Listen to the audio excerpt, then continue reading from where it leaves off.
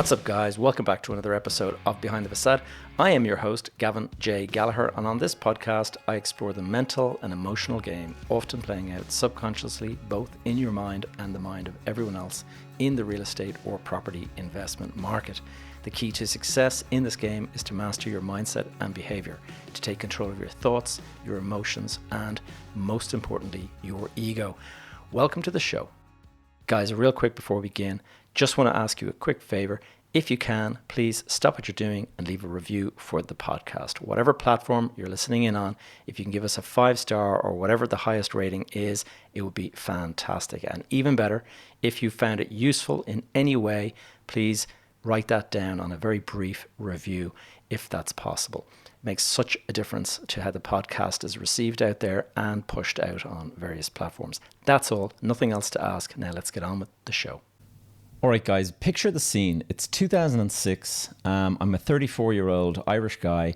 I'm involved in the property sector, and we were going through what was called the Celtic Tiger at the time. Massive property boom. Everything's going bonkers. And I've got a load of balls in the air. I'm juggling multiple deals, trying to keep all the show on the road, basically. And a really interesting commercial property comes up for sale. It's, for me at the time, big money, 1.25 million. Have to come up with a way to get that money because I didn't have it. And so I put a deposit down, and 6 weeks later, maybe 8 weeks later, I'm sitting on a €2.5 million profit. How did I do that? Well, that is one of the things I'm going to be talking about in today's episode. This week, I'm going over the best property deal that I ever did. So this is part of a kind of a series I'm doing on my first deal, my best deal, and my worst deal. And I brought the worst deal in because I want to balance things out. Don't want to give the wrong impression there and make you kind of feel like it, property sector is easy. It's just, click a switch and you're going to make lots of money. There's a lot of ups and downs in any career, I would say. And anyone who's currently going through, a boom, then I have to warn you that at some point there will be a bust. And if you're disciplined and if you kind of manage your affairs well, you'll be able to weather that storm. But a lot of people kind of got themselves into a lot of difficulty back in 2008. So that is what I'm going to be kind of covering today. Some of the hype of the Celtic Tiger is justified. Like, some of the deals that people were making were insane. And that's what I'm going to go over today. One of the most insane deals that I ever did. Now, in the last episode, I just want to kind of go back over the fact that I was talking about my first property that I ever bought, which was my home back in 1993 when I was in my kind of early 20s. And then I talked about buying my second property, which was my next home. Now, that wasn't actually strictly accurate. I was thinking about this, and actually there was a property, there was an apartment, a 1-bedroom apartment that I bought as an investment property in between that. It was around about 1998.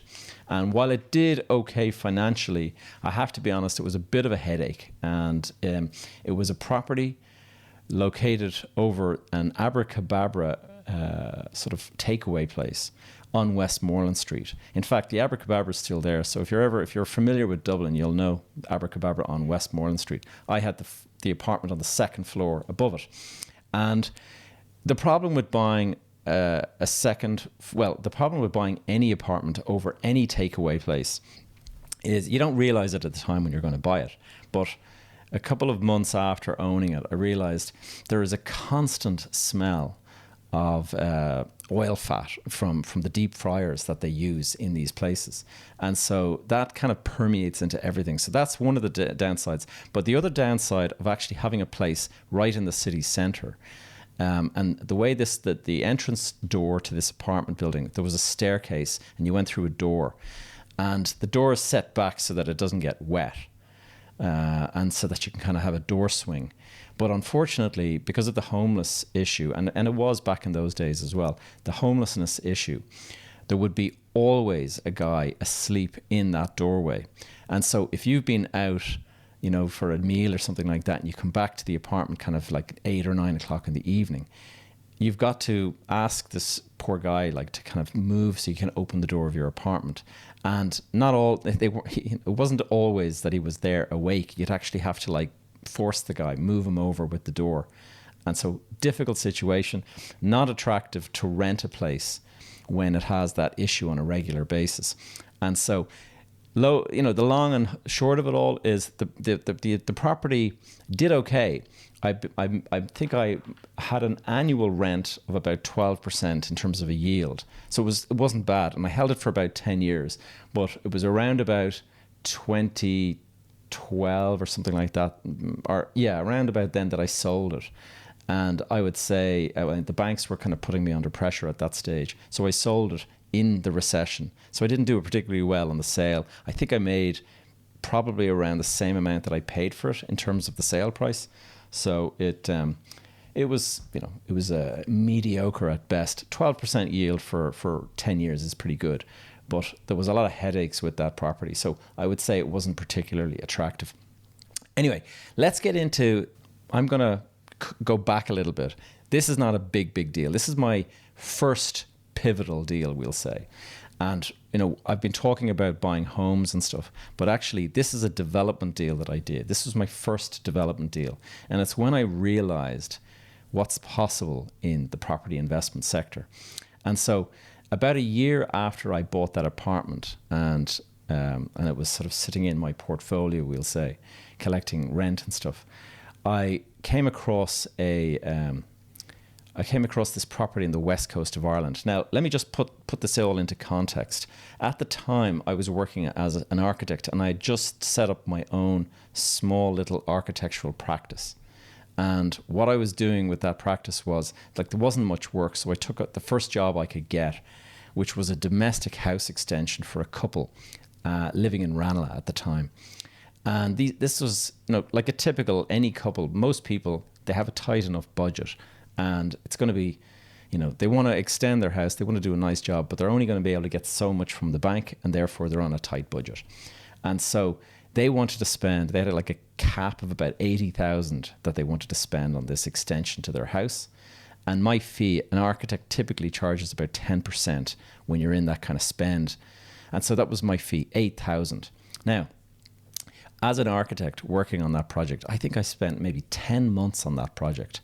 And it was pretty brutal. Like for $8,000, 10 months, that's like 800 a month that you're working for. But this took up a lot of my time. And so it was, it was kind of an eye opener for me. Like this is architecture, woof, And at the same time, I stumbled upon this property in the west coast of Ireland. When I say stumbled upon, it was, the family, my family were from that area. And so there was kind of a bit of a history around the site and stuff. And so I was aware of it. And it was a 1 acre site on the main street of a town called Enniscrone, right in the middle of Sligo. And I was able to buy it for 25,000, and I had cash. So I just bought the property for 25,000 cash. Now, in my case, I was an architect, as you know, and so I decided, well, I'll roll up my sleeves and I'll go and get planning permission for this myself. So it took me about 2 months between getting the drawings, putting all the, assembling all the paperwork and stuff and submitting it. That was sent off. And then about 2 months later, you come back and they gave me a grant of planning permission. So suddenly I've gone from it being a 1 acre site with cows literally grazing on the land from the local farm. And now all of a sudden it's a site with planning for 4 houses that I've obtained and I own. So what do you do in that situation? Well, you have to figure out, what are you going to do? Are you going to sell the site? I wanted to be a developer. I always had that kind of ambition. And so I thought, no, I'm not going to sell the site. I'm simply going to go and I'm going to build the houses, and then I'm going to sell the houses. I'm going to make that my profit that way. So went to a local auctioneer, and obviously when you're doing this, you have to know what your inputs and your outputs are. So I wanted to know, what was the end value? If I built 4 houses, what were those 4 houses likely to be worth? So I went to a local auctioneer. I can remember his name was Philip McCumasky at the time, and I asked him, what would a house on about 1/4 of an acre, what would it make in Enniscrone? And he gave me a kind of a sales price, and then I said, I need to go and get the cost of building these 4 houses. Do you know a local builder who could actually quote for the job? So he said, yeah, I know somebody. I'll go and have a chat with him, and I'll come back to you with some, some contact details or a number or whatever. So he went off. A couple of days later, he comes back to me and he says, Gavin, I spoke to the builder, but rather than, rather than build the properties for you, he wants to offer you, just to get out of the deal now and just take some money and basically walk away, and he'll build it himself. And this was an immediate turn off for me initially, because I was kind of thinking, are you kidding? Like, I want to be the developer here. I want to learn. I need to do this project in order to learn how to develop. And I said, are you not going to give me a price for the construction? And he said, no, but I'll give you a price that he's going to pay you to actually buy the site off you. He'll give you 125,000. It's a ready to go site. Off, he'll just buy it and he'll start building straight away. So I kind of thought to myself, whoa, I bought this for 25 grand, and in the space of like 3 or 4 months, I've turned it into 125 grand, like a 5x return.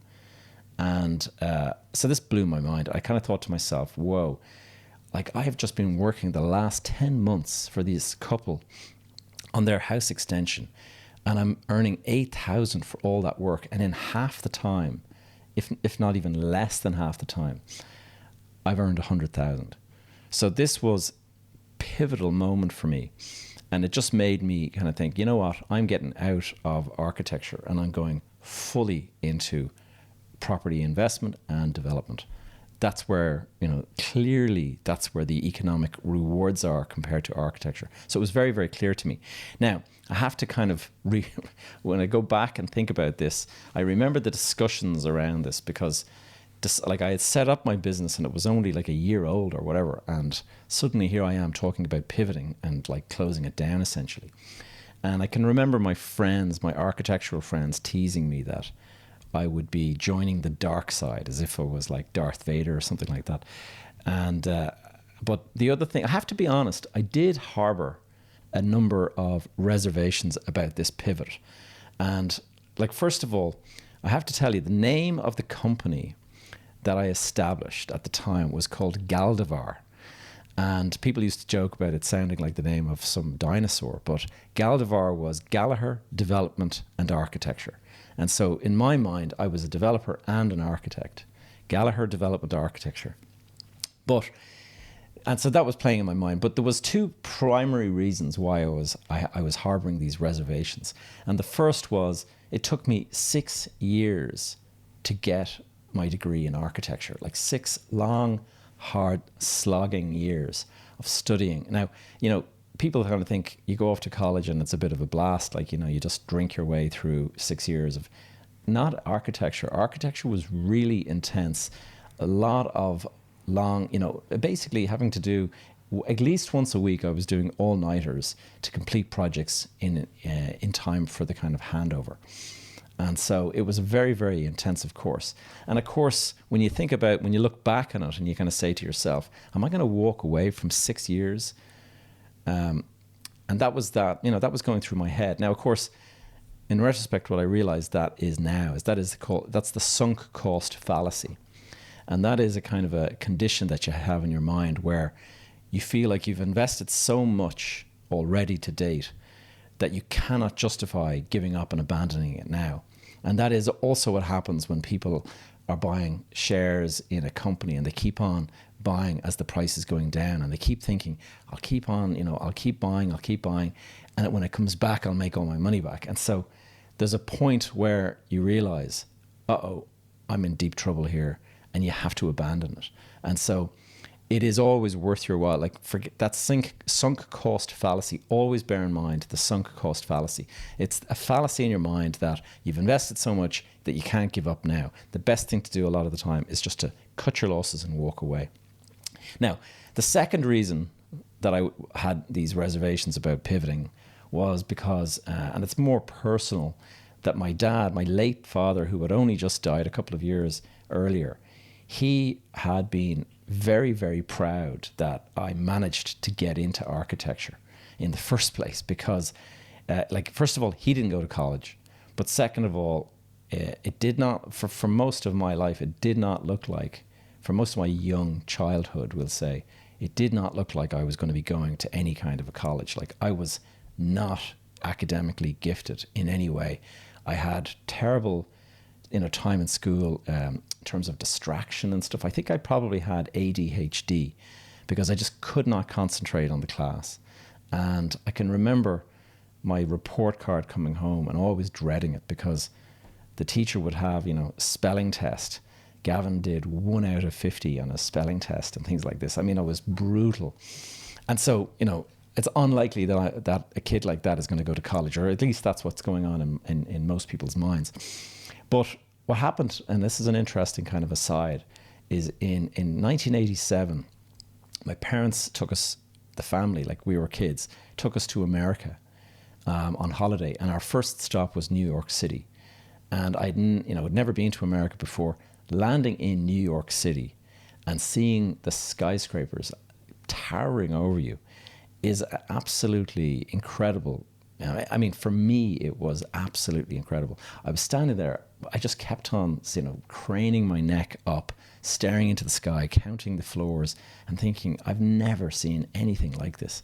And it was that moment that I suddenly realized, this is what I want to do. I want to build buildings, and I want to build like big buildings, kind of like this. And so it was this pivotal moment insofar as it basically changed my whole kind of focus and direction. And suddenly when I went back to school, I was crystal clear what the objective was and why I was going to concentrate in class. And sure enough, I went and I got into architecture. Architecture was quite a difficult course to get into. So I achieved the points, and I got into Bolton Street, which had an aptitude test, and that certainly helped. And anyway, it made my dad proud. And when he died, I kind of carried this weight of his expectations on my shoulders. I was kind of thinking, he's so proud, I can't really give this up, And in retrospect, it's understandable, emotional feeling, but it was a mistake, because I've actually been reading a book lately, and it's a book called The 5 Biggest Regrets of the Dying.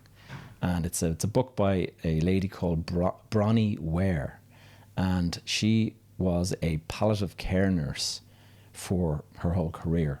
And palliative care is where you take care of terminally ill patients and you basically nurse them until their death.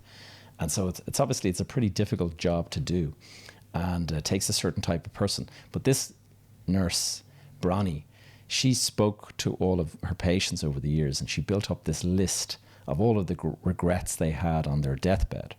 And the number one wish or regret that all of these people had is they said that they wish they had had the courage to live their life a life that was true to them, as opposed to living a life that others had expected of them. And so, super powerful when you think about it. Like, look at what you're doing today. Are you happy with what you're doing today? Is it something that you want to do, or is it something that, parents expect you to do, or whatever it might be? Is it something that, your peers expect you to do? Like starting this podcast, I kind of faced quite a bit of ridicule, believe it or not, from people that I knew, kind of saying, podcast, are you serious? Like, what are you going to talk about? This kind of thing. So you do have to kind of chart your own course. And just remember that, make sure what you're doing is what you want to do. Anyway, I've drifted off the topic there a bit. Let's get back to my best ever deal. Now, this deal that I'm about to tell you about it's extraordinary in terms of, it was a stroke of luck. And I kind of hesitate to tell people about this deal at times, because I don't want to give anyone the impression that you can just click a finger and make profit like this in the property business, because it would be a disservice to give that impression, because it is not that easy. It requires rolling up sleeves and hard work and all that. But occasionally you get lucky. In the same way as occasionally you can get unlucky. But in this particular case, it was just extraordinary. Now, I'll give you some of the details. The site, or the building, was located in Clondalkin, and that's a part of Dublin, kind of West Dublin. And one of the main banks that that occupy kind of all the kind of the main street locations in around Ireland and stuff, they had been located here, and they closed the branch down. They pulled down the shutters and they stopped operating. They had moved to a newer branch sort of nearby or whatever. And so as soon as you notice that, you kind of think to yourself, what's going to happen with this location? And so that's what I started. So I started putting the feelers out, trying to figure out what is going to happen to this site, because I already knew the Clondalkin area. I'd done a couple of projects in that area, so I was quite familiar with it.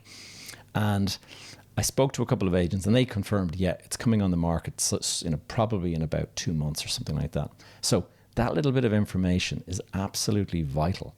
If you have the lowdown on any kind of information, it just gives you that competitive advantage that the rest of the market does not yet have. And so always, try to make the most of it. Relationships you have, if you're able to kind of, use a friend in a place or something like that, just to get a little bit of information that confirms something that maybe is not widely known, that can be super, super valuable. So I knew that this was coming up in the market. The rest of the market was not completely aware of it, that I was aware of anyway. And so I started thinking, okay, what am I going to do with this? If I was to buy this, what would I do with it? So I got an architect on board and we started brainstorming the different configurations for that particular site. It was a very high profile site on a corner. And I thought, okay, what we could do is we could either convert the building or we can demolish the building and just do something new. And we spent a couple of weeks looking at all the different options, putting together plans. We thought to ourselves, we might put a big, convenience store on the ground floor and then put something above that. Or we thought, what about a medical center? What if we were to put a pharmacy on the ground floor and then like a doctor's surgery or a dental surgery in the floor above? That would be something that could really be lucrative, So we thought about this, and we had a couple of weeks to obviously kind of do our numbers and stuff and figure out what would be the potential value if we were to demolish the building, build this new building, configure it that way, put in a pharmacy, put in the doctor and all that. What would be the rent? And if you got that rent, what would be the investment value of it? And then you deduct the cost of construction and all that kind of stuff. And you work out, and of course their site price, and you work out, that's how you work out what the site should cost you in terms of figuring out, is there going to be enough profit in the deal?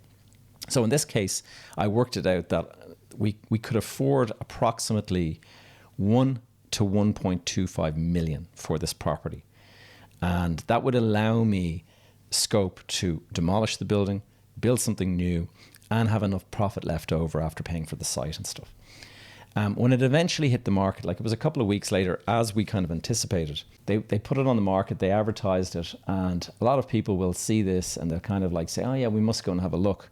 But I was obviously ahead of the game. So I immediately, like that same week it went on the market, I lodged an offer of 950,000. So I knew that I could pay between 1 and 1.25, and I bid 950. And I did it really, really quickly because I just kind of thought, let's get to the front of the line. Let's be the first person to put the bid in so that you're kind of on the map, so to speak, or certainly on the radar. And anyway, as it turns out, there was already another bidder in the mix. And whenever that happens, I mean, I was thinking to myself, how is there already another guy on the market? Well, obviously he'd done his homework as well, or maybe he'd been tipped off by his agent or whatever. But I ended up bidding against this other person, and we were bidding, my 950, he bid I think 975, then I bid 1 million. And then rather than it go any more, the agent came back to us and said, we want to go to best bids between the two of you. And so on Friday of this week, we want you to submit an offer in writing, and that will be, whatever the offer is, that will be the bid, and the winner will take the property. So I went and put together a bid for this, and I bid. I said my offer would be, you have to draw up a letter and all this. In my letter I said, my offer is 1.05 million. However, with the proviso that should another bid come in higher than that, I'm willing to pay 5,000 more than the highest bid, up to a max cap of 1.25 million. Now, sounds complicated, but basically meant I was capping out my offer at 1.25, but I was trying to get it at the lower price if it was possible. A few days later, I got informed by the agents that were selling the property that I was successful. 1.25 was the price. Needless to say, I was like, I wonder what happened to my 1.05. But sure enough, I'm the winner. So happy days. I'm delighted. This was around about the end of November in 2006. So we're heading towards Christmas, and I'm thinking, geez, where am I going to get this money from now?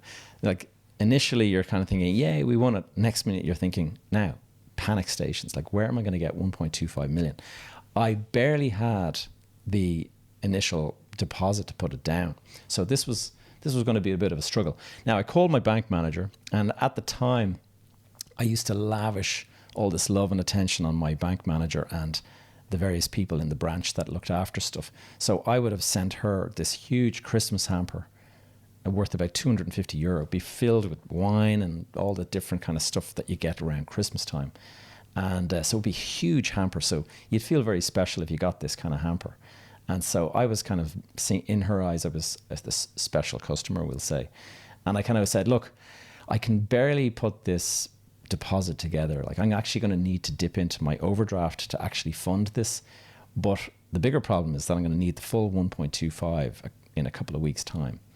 Can you give me that? And her answer, no problem, Gavin.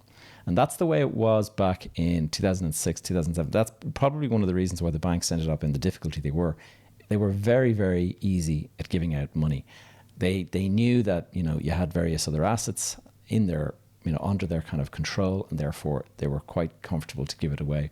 So 1.25, literally as easy as that. Yeah, no problem. We'll get the letter of offer over to you. So I would say hardly a penny of my own money went into this deal.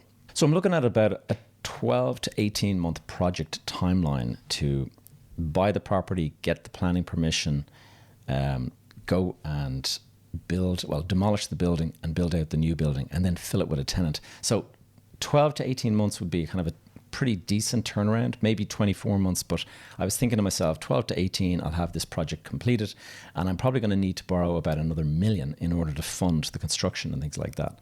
So, it was not a slam dunk of a deal. Like, getting it for 1.25 million plus another $1 million, you're looking at about about a 2.25 million spend before you make any profit. So I was, I won't say I was nervous, but I was kind of like keen to just get on with it and kind of make sure that when this was built and the tenant was in place and all that I would secure the investment. So a few weeks later, I got a call.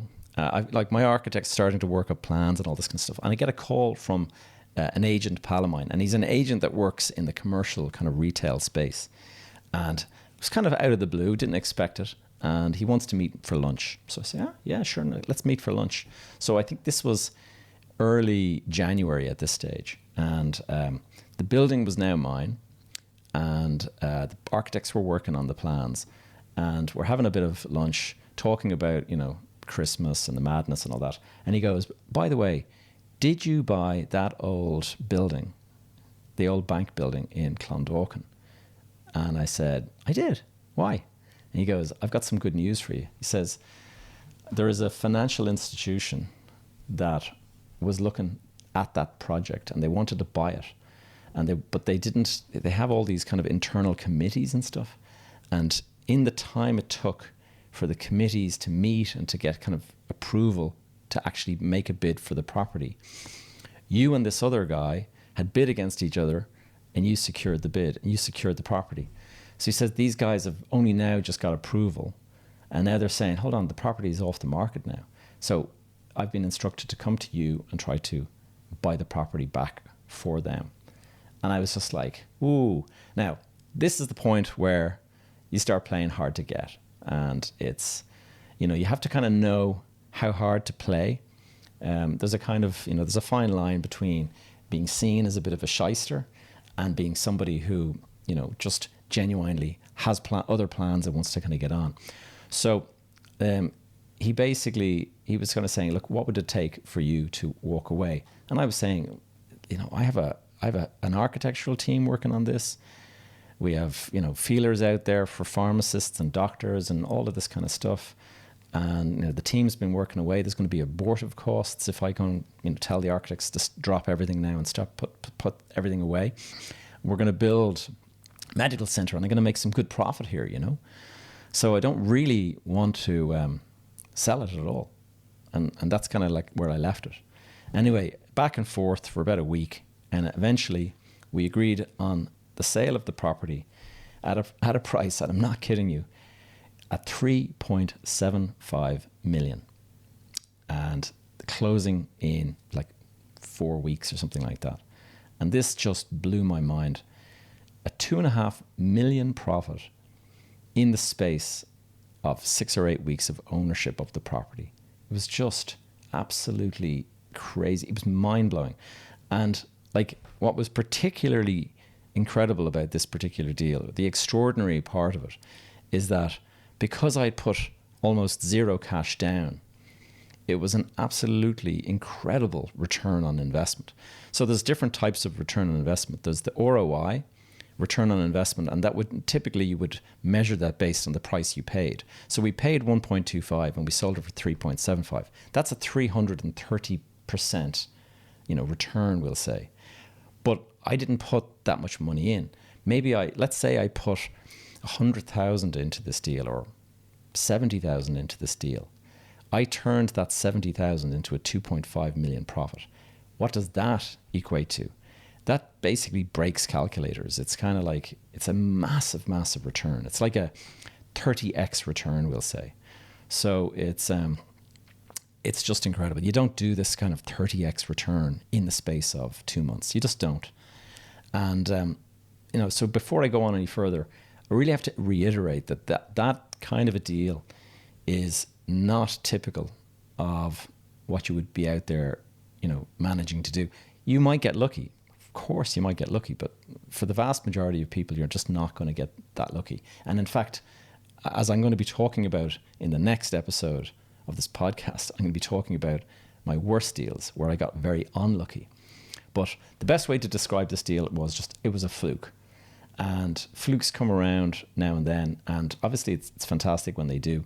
But I'm really curious to know, like, what do you think of this story? Like, leave a comment down below. Let me know, does this sound like, is this something that you've managed to achieve yourself before? Have you had that kind of a fluke where somebody just comes out of the woodwork and pays you like twice what you've paid?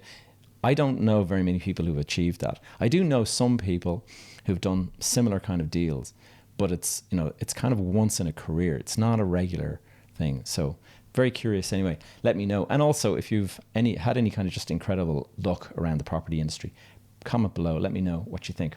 Reason I'm asking is just, in the same way that a deal can go incredibly right for you, it can go incredibly wrong. And that is what we're going to get into in part 3 of this series. Thank you for tuning in to another episode of Behind the Facade. If you have any questions or topics you'd like me to cover in future episodes, please connect with me via the Facebook group that is called Behind the Facade Community. Alternatively, you will find me on social media. My handle is Gavin J. Gallagher. You can stay up to date with all of my content and the various projects I'm working on over on my website, gavinjgallagher.com. And while you're there, please do add your name to the Join My Tribe thing over on the right-hand side. This will ensure you're kept up to date via my weekly newsletter. All of these links are in the show notes below. That's all for now. I will see you guys in the next episode.